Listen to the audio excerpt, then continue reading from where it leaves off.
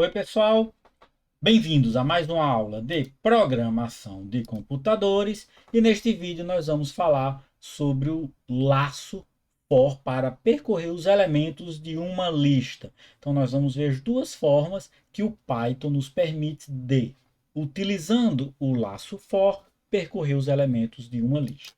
Ok? Então, primeiramente, nós vamos falar sobre como percorrer listas utilizando o índice, que é a forma mais tradicional, inclusive em outras linguagens. É possível percorrer listas apenas pelo índice, tá? E Python, depois eu vou mostrar como o Python permite percorrer uma lista utilizando o próprio elemento da lista. Então, está aqui, está vazio, eu vou fazer simplesmente um programa que leia uma lista e mostre os elementos da lista. A gente vai fazer algumas operações, tá? Então, primeira coisa é lista 01.py. Então, a gente vai ler uma lista qualquer, L igual a list map int, input.split. E o que é que eu vou fazer agora? For e quais são os possíveis índices de uma lista L? Ele começa do zero. Eu vou colocar aqui quantidade igual a len L. Quantidade de elementos em L. Então, se a gente colocar aqui quantidade, tá? Então a lista L, vamos considerar uma lista, essa lista que nós temos aqui com 5 elementos. Tá? Essa lista com 5 elementos, os índices, eles vão de 0 até 4. Quantidade de elementos é 5. Se eu coloco quantidade de elementos aqui, ele vai de 0 até n-1, até 5 menos 1. Então, o próprio range, ele é construído para, quando usado no for, ele permitir de forma simplificada que a gente percorra os índices. E essa variável quantidade a gente está usando exclusivamente para percorrer. A gente pode colocar aqui diretamente quantidade de elementos de L. Por enquanto, vamos apenas mostrar L índice I. Ok? Um jeito simples de percorrer os elementos de uma lista. Lista 01, eu vou colocar aqui uma lista, como está aqui, 4, 2, 3, 8, 5. Então, a gente percorre os elementos da lista. E aí a gente pode fazer dentro do corpo do laço qualquer coisa que a gente queira fazer com os elementos de uma lista. Como, por exemplo, soma, recebe 0, e eu vou agora, soma, recebe soma, mais L índice I. A gente percorre os elementos de uma lista e soma os elementos da lista. Obviamente que existe a função sum do Python que realiza a soma dos elementos de uma lista.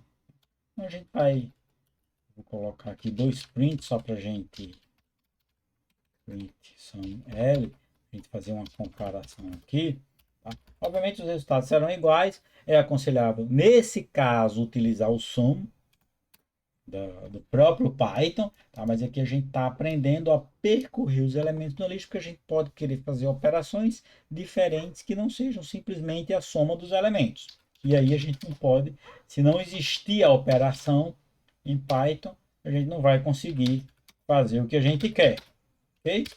Então, 22 foi a nossa soma, 22 foi a soma do sum.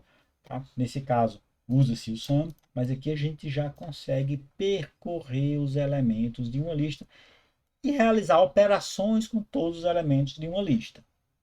Tranquilo? E aí a outra forma que a gente tem em Python de percorrer os elementos é utilizando o próprio elemento. Ok? Então, eu vou copiar aqui o lista 01 para a lista 02, só para a gente utilizar essa segunda forma de percorrer os elementos de uma lista.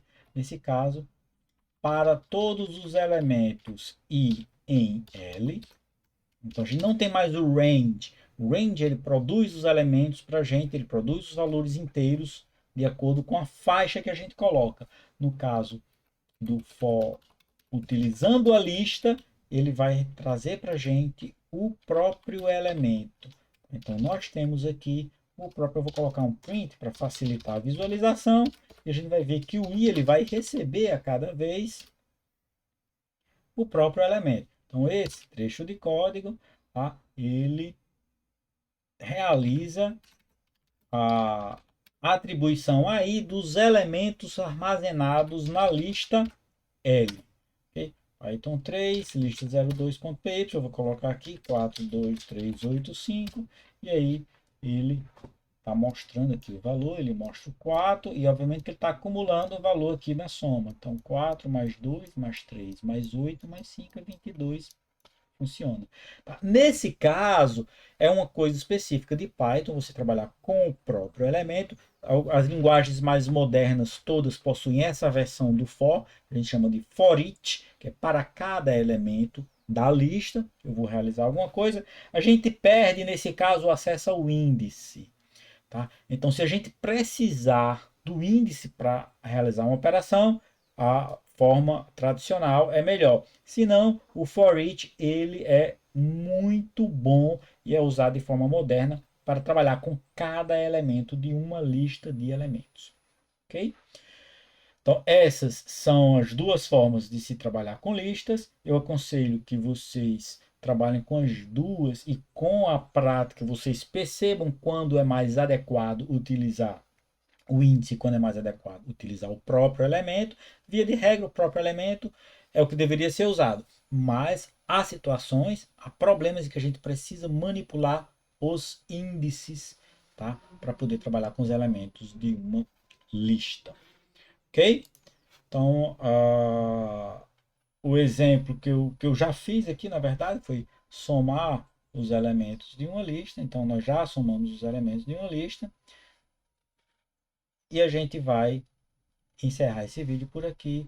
No próximo vídeo, a gente continua trabalhando ainda com laços for. A gente se encontra no próximo vídeo. Até lá!